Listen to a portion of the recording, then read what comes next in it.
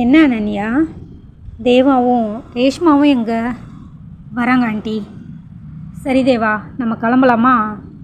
சரி, அப்போ கல்யாண புடவையெல்லாம் எப்போ எடுக்கிறது? வர புதன்கிழமை எடுத்துடலாம். புதன்கிழமை அந்த துணிக்கடையோட பேரை சொல்லி எல்லாரும் அங்கே வந்துடுங்க. அங்கிள், நாளைக்கு திங்கக்கிழமை. தேவா ஜெய்க்கு ஞாபகப்படுத்திட்டு கிளம்பினான். என்னங்க மாப்பிள்ளை நாளைக்கு திங்கக்கிழமைன்னு சொல்லிட்டு போகிறாரு? அது ஒன்றும் இல்லை மந்தாகினி, இன்றைக்கி ஞாயிற்றுக்கிழமை, நாளைக்கு திங்கக்கிழமைன்னு சொல்கிறாரு. மந்தாகினி அவரை முறைக்க, சரி போய் வேலையை பாரு. திங்கக்கிழமை காலையில் 12 மணிக்கெல்லாம் ஜெய் தேவாவுக்கு கால் பண்ண, சொல்லுங்க அங்கிள், நான் எல்லா பேங்க் லோனையும் என் பேரில் மாற்றிட்டேன். அப்படியா? சரி அங்கிள், நான் உடனே ஆஃபீஸ் வரேன். தேவா, நான் தான் மாற்றிட்டேன்னு சொன்னேனே. இருக்கட்டும் அங்கிள், நான் ஒரு தடவை வெரிஃபை பண்ணணும். சந்தானம், உன்னை விட உன் பையன் பயங்கர புத்திசாலி. அவனை யாராலும் ஏமாற்றவே முடியாது.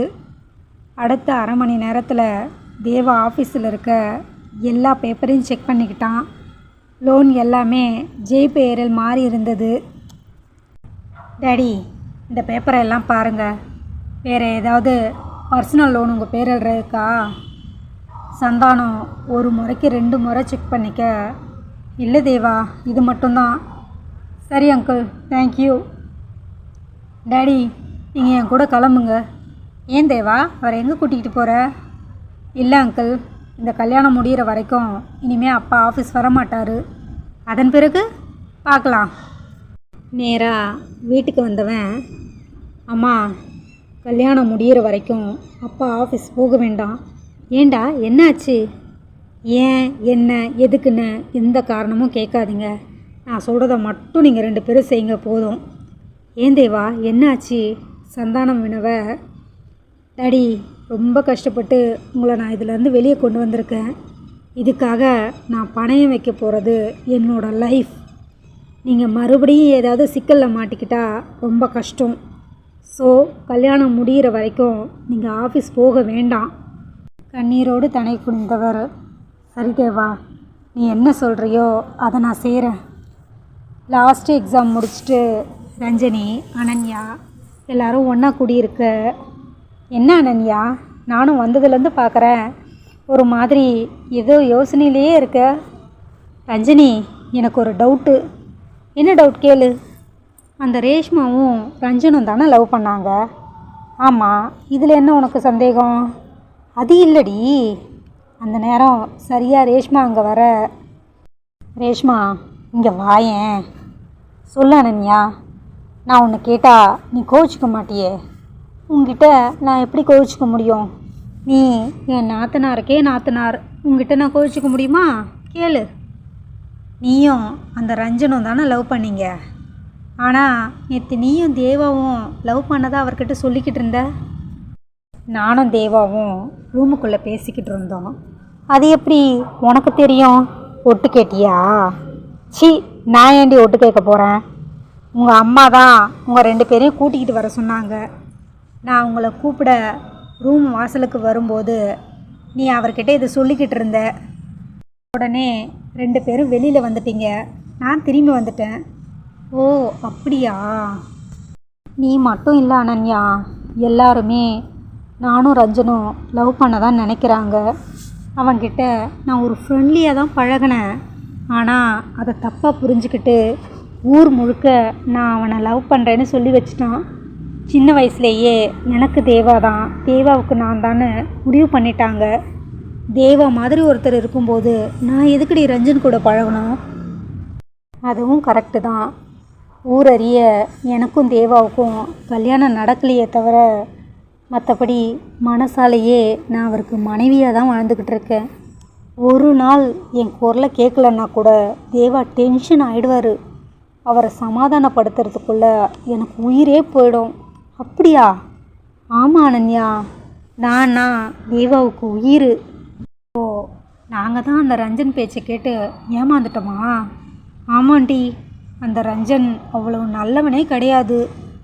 சரி, டைம் ஆகுது, நான் கிளம்புறேன். எக்ஸாம் முடிஞ்சு வெளியே வந்த உடனே தேவா ஃபோன் பண்ண சொன்னார். இந்த நேரத்துக்கே நான் ஃபோன் பண்ணாததுக்கு என் மேலே கோவிச்சுக்குவார். வரேன்டி. ரேஷ்மா, சரி கிளம்பு. ஒரே ஒரு நிமிஷம் சொல்லுடி. அந்த ரஞ்சன் ஏன் டிஸ்கண்டினியூ பண்ணிட்டு போனா அது உனக்கு தெரியுமா? அதை பற்றியெல்லாம் எனக்கு எதுவுமே தெரியாது. தயவு செய்து நீ தேவா கிட்ட எதுவும் ஏடா கூடமாக சொல்லி வைக்காத. சி, நான் ஏண்டி சொல்ல போகிறேன்? நீ சொல்ல மாட்ட, எனக்கு தெரியும். நீ சொன்னாலும் அவர் நம்ப மாட்டார். இருந்தாலும் சொல்கிறேன். சரி, நான் வரேன். என்னடி இவ இப்படி சொல்லிட்டு போகிறா?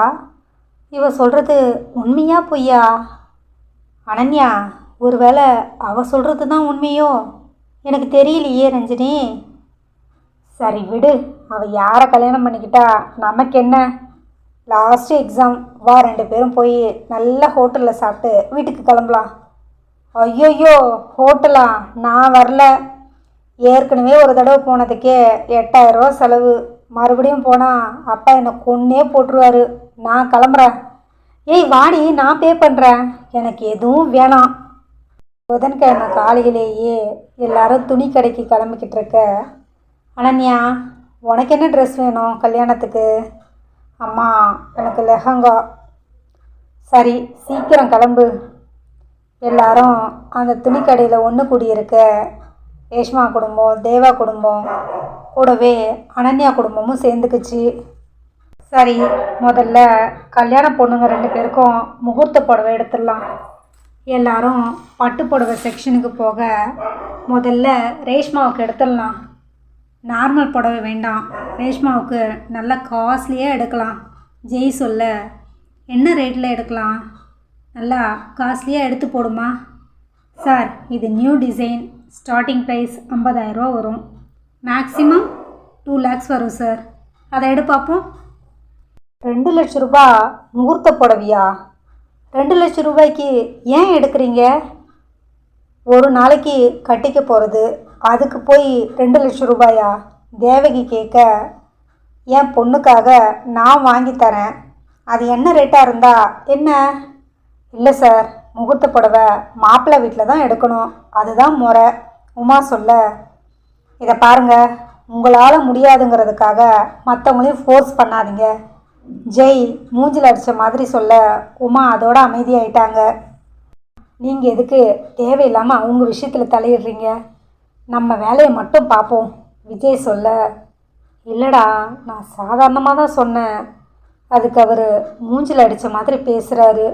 இதை பாருங்கள், யாரும் தேவையில்லாமல் பேச வேண்டாம். ரேஷ்மாவுக்கு என்ன பிடிச்சிருக்கோ அதை எடுத்துக்கலாம், விலையை பற்றி கவலை இல்லை. தேவாவும் சொல்ல, தேங்க்யூ தேவா. வேகமாக ஓடி வந்து தேவாவை கட்டிக்கிட்டா ரேஷ்மா.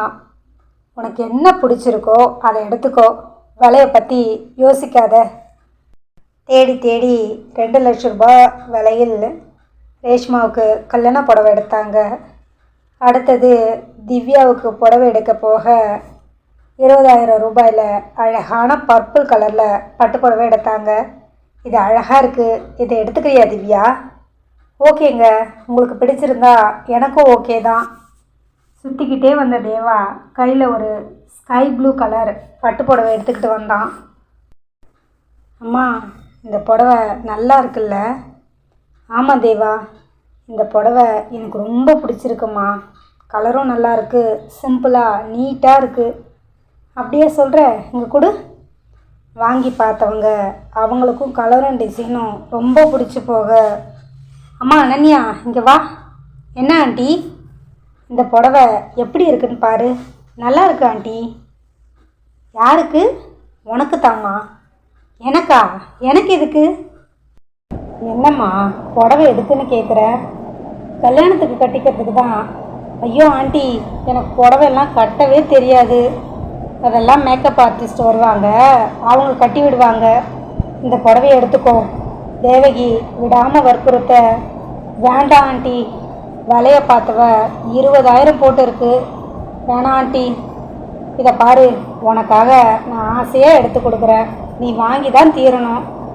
வேறு வழி இல்லாமல் அனன்யா உமாவை பார்க்க, சரி வாங்கிக்கோ. எனக்கு லெஹங்கா வேண்டாம்மா, இந்த புடவை எடுத்துக்கிறேன். லெஹங்கா அம்மா எடுத்து கொடுப்பாங்க, இந்த புடவைய நான் எடுத்து கொடுக்குறேன். லெஹங்காவை ரிசப்ஷனுக்கு போட்டுக்கோ, புடவைய முகூர்த்தத்துக்கு கட்டிக்கோ.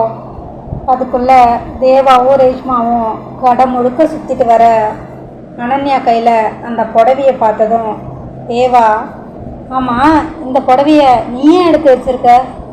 இல்லை, தேவகி அத்தை தான் எடுத்து கொடுத்தாங்க. யாருக்கு? எனக்கு. அவங்க ஏன் உனக்கு புடவை எடுத்து கொடுத்தாங்க? அது எனக்கு தெரியல. ரேஷ்மா நக்கலாக ஒரு சிரிப்பு சிரிச்சுட்டு அங்கேருந்து போயிட்டா. அம்மா, அவளுக்கு ஏன் இந்த புடவையை எடுத்து கொடுத்தீங்க? ரேஷ்மா பக்கத்தில் இருக்கும்போதே தேவா இப்படி கேட்க, என்ன தேவா இப்படி பேசுகிற? இல்லைம்மா, அவளுக்கு நாம் ஏன் புடவை எடுத்து கொடுக்கணும்? திவ்யா மாதிரி தான் எனக்கு அனன்யாவும் ரேஷ்மாவோட புடவை விலையை பற்றி கவலைப்படக்கூடாதுன்னு சொன்னல, அதே மாதிரி இந்த விஷயத்தில் நீயும் தலையிடாத. அம்மா, ரேஷ்மாவும் அவளும் ஒன்றும் இல்லை. ரேஷ்மா என்னோட வருங்கால மனைவி. அவளுக்கு எத்தனை லட்சம் வேணும்னாலும் செலவு பண்ணலாம். ஆனால் இவளுக்கு எதுக்கு 20,000க்கு எடுத்து கொடுக்கணும்? என்ன தேவா இப்படி பேசுகிற?